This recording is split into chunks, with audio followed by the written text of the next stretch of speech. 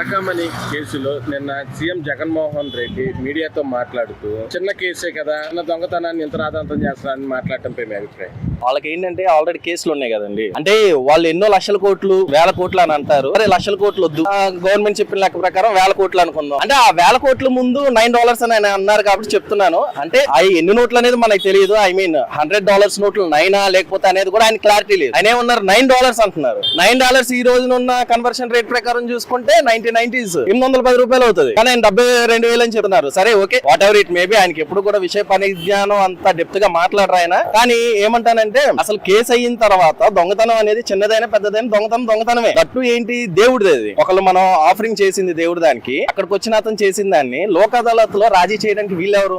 Court తీసుకుంటది కదా. Court చట్ట ప్రకారం వెళ్తే, మీరన్న విధంగా అయితే నిజంగా చట్ట ప్రకారం వెళ్తే కోర్టు తీసుకుంటది. ఆయన చేసిన తప్పు దాని ప్రకారం ఏదైనా గానీ ఓకే ఇది రికవరీ చేయండానో లేకపోతే ఆయన ప్రాయశ్చిత్తంగా ఫీల్ అయితే చేసిన అతనే నేను ఇలా చేస్తానో అది కోర్టులో చూసుకుంటది, కోర్టే తెలుస్తుంది. వీళ్ళు ఎవరు రాజీ చేశారు? సరే 14 కోట్లు రాశారు అంటున్నారు. చిన్న అమౌంట్ 72,000 అన్నదానికి మరి నువ్వు 14 కోట్లు ఎలా రాయించావు? ఆయన చేత 14 కోట్లు రాసేంత స్తోమత ఉన్న అతను 72,000 తీసాడా? మీరన్న మాట ప్రకారం చూసుకుంటే 72,000 తీసాడు ఆయన.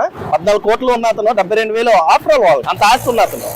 మరి 14 కోట్లు మీరు రాయించారంటే ఈ మధ్యలో మీరెంత చేసుకుని ఉంటారు? అతనికి ఇంకెంత ఉండాలి? 14 కోట్లు ఆయన రాసిచ్చాడు దేవుడికి, అతనికి ఇంకెంత ఉంటే అంత రాసిచ్చి ఉండాలి. అంటే ఇందులో మీరు తీసుకున్న వాటా ఎంత?